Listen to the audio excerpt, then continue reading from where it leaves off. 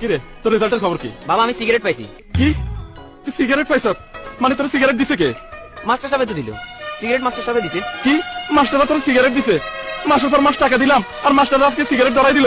আমি এখনই যাইতেছি মাস্টারের কাছে। চল তোমার সিগারেট দেন না আর টাকা দেবার বেলায় আছে। আবা এবারে দিকে যা। আসসালামু মাস্টার সাহেব, কেমন আছেন? ভালো আছেন? ভালো আর থাকতে দিলেন কই? কেন, কি হয়েছে? কি আর হয় নাই, আপনারা নাকি পোলারে সিগারেট দিচ্ছেন? আহা, পোলার যোগ্যতা যতটুকু সেটাই পেয়েছে। মানে মাসের পর মাস টাকা দিব আর যোগ্যতার বেলায় পোলা সিগারেট পাওয়ার যোগ্য? দুনিয়াতে আর কিছু ছিল না? আচ্ছা ঠিক আছে, আপনি উত্তেজিত হবেন না। আপনি আজকে বিকেলে আসেন, আমরা মত বিনিময় সভা করব। সেখানে আপনি কিছু মত দিবেন, আমরা কিছু মত দিব।